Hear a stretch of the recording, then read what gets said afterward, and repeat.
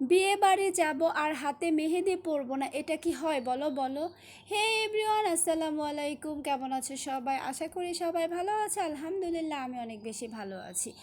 তো আমি তোমাদের সাথে শেয়ার করেছিলাম আমার কাজিনের বিয়েতে হলুদের প্রোগ্রামে কি করেছি না করেছি সব কিছু। আজকে ওর বিয়েতে যাব। বিয়েতে যাওয়ার জন্য কি করতেছি, কিভাবে রেডি হচ্ছি, ওখানে গিয়ে কি করলাম, সব কিছু একসাথেই থাকতেছে এই ব্লগ ভিডিওতে। ঠিক আছে, তাহলে চলো ব্লগ ভিডিওতে চলে যাই। রেডি হওয়াটা একটা প্যারার কাজ। রেডি হওয়ার ব্যাপারটা খুবই কষ্টজনক একটা ব্যাপার, সবাই এটা পারে না। অনেক সুন্দর করে রেডি হওয়া, সাজুগুজু করা আসলে একটা অনেক ধৈর্যের কাজ। ধৈর্য যাদের নেয় তারা কিন্তু সাজুগুজু করতে পারে না। আমার কিন্তু অনেক বেশি সাজুগুজু করতে ভালো লাগে, তাই তো আমি সব কিছু রেডি করে নিচ্ছি আমি কি পরবো না পরবো। তাহলে কি হয় যে পরবর্তীতে যখন রেডি হইতে যাব তখন আর কোনো ঝামেলা হয় না। এরকম করে গুছিয়ে রাখলে রেডি হওয়ার ঝামেলা লাগে না। গুছিয়ে না রাখলে কি হয় যে এটা খুঁজে পাচ্ছি না, ওটা খুঁজে পাচ্ছি না, খুবই বিরক্তিকর একটা বিষয়। তাই জন্য আমি করি কি পরবো না পরবো, আমার অর্নামেন্টস থেকে শুরু করে সব কিছু একসাথে আমি রেডি করে রাখি, দেন তখন একটা একটা করে পরে ফেলি। এটা হচ্ছে আমার জন্য অনেক বেশি সহজ হয়ে যায়। তো গাইস, ফাইনালি দেখতে পেরেছো এটা আমার লুক। আমি বিয়েতে যাওয়ার জন্য একদম ফুল প্রিপেয়ার হয়ে গিয়েছি। আমার সব কিছু আমি পরে ফেলেছি। শাড়ি পরাটা যে কি কষ্টজনক একটা ব্যাপার, একা একা কারো হেল্প ছাড়া, কিন্তু আমার শাড়ি পরতে অনেক ভালো লাগে, তাই জন্যই কিন্তু আমি শাড়ি পরে ফেলি। কারো হেল্প ছাড়াই কিন্তু এই জাতীয় শাড়িগুলা কেউ একটু না ধরলে অনেক ঝামেলা হয়ে যায়, একা একা পরতে অনেক বেশি কষ্ট হয়ে যায়। কিন্তু আমার তো শাড়ি পরতেই হবে, শাড়ি পরতে আমার ভালো লাগে, একা একাই পরে ফেলেছি। কুচি ধরার, সেফটি পিন লাগানোটার যদি কারো হেল্প নেওয়া যায় তাহলে অনেক বেশি সহজ হয়ে যায়। তো গাইস, আমি বের হয়ে গিয়েছি। আমি একটু শাড়িটা ধরে নিয়ে নামতেছি, কারণ অনেক সময় শাড়ির মধ্যে পাড়া লেগে হোঁচট খাওয়া লাগে। যদিও আমার অভ্যেস আছে, তাই জন্য অত বেশি প্রবলেম হয় না। বিয়ে শাদীর প্রোগ্রামে একটু গর্জিয়াস লুক না নিলে কি হয় বলো। আমি একটু সিম্পল থাকতেও পছন্দ করি, কিন্তু বিয়ে শাদীর প্রোগ্রামে একটু গর্জিয়াস লুক না নিলে কেমন যেন একটা লাগে। আইরা মনে হইতেছে আমার শাড়ির সাথে ম্যাচিং করে ড্রেস পরে নিয়েছে, ও এটাই নিজেই চুজ করে নিয়েছে যে মা তোমার শাড়ির সাথে ম্যাচিং করে আমি এই ড্রেসটা পরে ফেলবো। ও একদম সিম্পল সেজেছে। আমার মেয়েটা কিন্তু আমার চেয়ে টোটালি ভিন্ন, কারণ আমি যেমন সাজুগুজু এটা সেটা খুবই লাইক করি, ও কিন্তু এটা একদমই লাইক করে না। মানে ও নিজেকে একদম সিম্পলভাবে প্রেজেন্ট করতেই পছন্দ করে, কিন্তু ও আবার কি করে নিজেই সাজুগুজু করবে কারো হাতে, বা আমি যখন একটু সাজিয়ে দিব ওটাও সে পছন্দ করে, নিজেই খুব সুন্দর করে সাজুগুজু করে, যেমন লিপস্টিক লাগায়, দেন হচ্ছে কাজল পরে, একা একাই কি যে সুন্দর করে মাশাল্লাহ পড়তে পারে, আমি তো অবাক হয়ে যাই। তো গাইস, বিয়ে বাড়িতে চলে এসেছে, দেখেন আমাদের বিয়ে বাড়ির বিয়ের গেট কত সুন্দর করে সিম্পলভাবে সাজানো হয়েছে, কি যে সুন্দর লেগেছে। তো এসে দেখি যে মেয়ে চলে এসেছে, বউ আমাদের কন্যা চলে এসেছে পার্লার থেকে সেজে গুজে, মাশাল্লাহ এত সুন্দর লাগতেছে, এত কিউট লাগতেছে, পুরাই পরি পরি লাগতেছে। ওকে আবার একটু আমার কাজিন খাইয়ে দিতেছে, কারণ এরপরে যখন বর চলে আসবে তখন তো আর খেতেও পারবে না বা ও খেতেও চাবে না, তাই জন্য ওকে জোর করে একটুখানি খাইয়ে দিচ্ছে। তো আমরা ওপরে চলে এসেছি খাওয়া দাওয়া করার জন্য। একটু পরে বর চলে আসবে, বর চলে আসলে আবার দেখা গেছে যে আমরা কেউ খেতে পারবো না, এজন্য সবাই মিলে চলে এসেছে খাওয়ার জন্য। এখানে আমরা আসার পরে দেখতেছি যে আমাদের আগে অনেকে খেয়ে ফেলেছে, তো আমরা এখানে বসে গিয়েছি, আমরা সবাই মিলে একসাথে এখন খেয়ে নিব। এদিকে আবার বরের পক্ষ হচ্ছে ফোন দিয়েছে, তারা রওনা হয়ে গিয়েছে। তো আমরা আবার এখান থেকে একটু বলে দিয়েছি যে একটুখানি ওয়েট করার জন্য, জাস্ট 10 মিনিট পরে যাতে আসে, যেহেতু আমরা গেটে দাঁড়াবো। আমরা একটু খাওয়ার সময়টা নিয়ে নিলাম, খেয়ে নিয়ে সব কিছু প্রিপেয়ার করে গেটে দাঁড়াবো।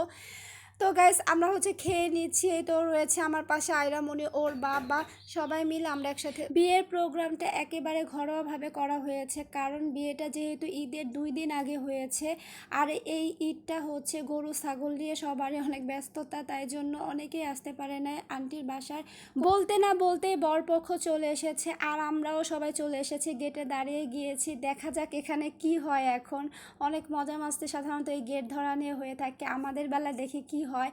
বরপক্ষ দেখে আমাদের দাবি দাও মানে কিনা, আমাদের কথা শুনে কিনা। এদিকে হচ্ছে আমরা ফিতা নিয়ে দাঁড়িয়ে গিয়েছি, দেখেন গেটের মধ্যে।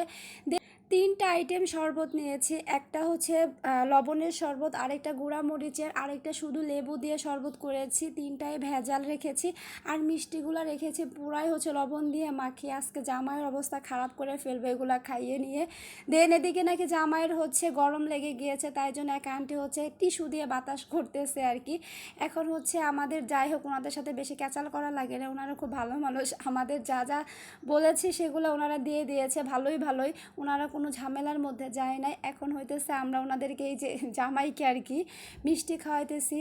হচ্ছে কিসের মিষ্টি? এটা হচ্ছে লবণের মিষ্টি। এদিকে আবার কি করেছে জামাই, যখন তার মানে সাথে বন্ধু বান্ধব ভাই বোন ভাই আর কি ওদেরকে নিয়ে ওপরে এসেছে, দেন আমি করেছি কি জুতা সরিয়ে ফেলেছি। জামাই তো বুঝতেই পারে নাই, তার জুতা একদম গায়েব করে ফেলছি। জুতাটা জাস্ট খুলে ওপরে উঠছে খাটের ওপরে, একদম সাথে সাথে জুতা সরিয়ে ফেলছে। কারণ জুতা চুরি করে তো টাকা নিতে হবে, তাই না? জামাইয়ের এক ভাই আবার এটা লক্ষ্য করেছে যে জুতা সরিয়ে ফেলেছে। তখন ওনারা বলতেছে আয় হায় কি ভুল কাজ করলাম, জুতাটা একটু লুকিয়ে নিয়ে বসলেই তো ভালো হইতো। এখন তো জুতা সরিয়ে ফেলছে, আমরা কি আর মানে ওনারা তো বোকা, আমরা কি আর বোকা নাকি ওনাদেরকে বোকা বানাইছি? অনেক মানে এটা সেটা ভুজুং ভাজুং দিয়ে উপরেও এনে এদেরকে হচ্ছে বসিয়ে তারপরে জুতা সরিয়ে ফেলছি। এখন যাই হোক জামাইদেরকে খাবার দিয়েছি, খাবার খাওয়ার পরে এখন আমরা হাত ধোয়াবো। কিন্তু হাত ধোয়াবো তার আগে টাকা দিতে হবে না? এখন ওনাদের তো ভেজাল হয়ে গেছে, মিনিটে মিনিটে পদে পদে টাকা দিতে হয়, যেটাই করতে চাই সেখানেই টাকা লাগে। ওনারা বলতেছে কি ভেজালে পড়লাম, টাকা ছাড়া দেখে এরা কিছুই বোঝে না। এখন আমরা হাত ধোয়াবো বলছে, তার আগে টাকা দিতে হবে। হাত ধোয়ার পরে ওনারা বলতেছে হাত ধোয়ান তারপর টাকা দেবেন। আমরা বলতেছি আগে টাকা দিবেন দেন পরে হাত ধোয়াবো। আমরা হচ্ছে আগে বিশ্বাসী, পেমেন্ট ফার্স্ট, আগে পে করতে হবে দেন কাজ। তো ওনারা তো পুরাই বেকুব হয়ে গেছে, মানে কি যে একটা শুরু করছে বলতেছে। দেন জুতার টাকা তো আছেই, সেটাও নিয়ে নিলাম, এটা সেটা বলে। এদিকে হচ্ছে বিয়ের কাজ করানো হবে, বিয়ে পড়াবে আর কি। তো আন্টি হচ্ছে আগে থেকে কিছু গহনা রেডি করে রেখেছিল ওর জন্য, ওকে দিবে বলে। যেহেতু ওর বিয়েটা একদম হুটহাট করে হয়েছে, তেমন কোনো সময়ই পায় নাই, তো আগে কিছু গহনা যেহেতু রেডি করে রেখেছিল ওগুলাই ওকে দিচ্ছে, পরে দিচ্ছে। এদিকে হচ্ছে আমাদের কন্যার তো খুবই মন খারাপ, কান্নাকাটি করতেছে, কান্নাকাটি করে মেকআপ টেকআপ একদম নষ্ট করে ফেলতে। সব মেয়েরা এরকম সিচুয়েশনে পরে অনেক বেশি কষ্ট পায়, কারণ এতটা বছর যেখানে বড় হয়েছে মানুষ হয়েছে, যে তার ঘর পরিবার তাদেরকে ছেড়ে আজকে চলে যাবে একটা অজানা একটা অচেনা পরিবার, এই বিষয়টা ভাবতেই আসলে খুব কষ্ট লাগে। এটা আসলে একদম নিয়তির একটা খেলা, মেনে নিতে হয়, তারপরে এটা আসলে মানা যায় না, এত বেশি কষ্ট লাগে। তো বিয়ে পড়ানোর কাজ শেষ করেছে, ও অনেক কান্নাকাটি করেছে। তো আমাদের নবদম্পতি ওদের জন্য দোয়া করবেন আপনারা, ওরা যেন সুখে শান্তিতে ঘর সংসার করতে পারে, ওদের জীবন যেন অনেক সুখের হয়, শান্তির হয়, ওরা যেন মিলেমিশে জীবনের বাকিটা পথ একসাথে পাড়ি দিতে পারে। এদিকে হচ্ছে মেয়ের সাথে ডালা দিবে, ওইগুলা রেডি করানো হয়েছে। আমার ভিডিওগুলো তোমাদের কাছে কেমন লাগে কমেন্টসে কিন্তু অবশ্যই জানিয়ে যাবা। আমাদের নতুন দম্পতির জন্য শুভকামনা, দোয়া, ভালোবাসা জানিয়ে যাবা কমেন্টস বক্সে। আজকের মতো এখানেই আমি বিদায় নিচ্ছি, তোমরা ভালো থেকো, আমাদের জন্য দোয়া করো। আর হচ্ছে দেখা হবে অন্য কোনো বিষয় নিয়ে অন্য কোনো সময়, সেই পর্যন্ত তোমরা ভালো থেকো। আল্লাহ হাফেজ।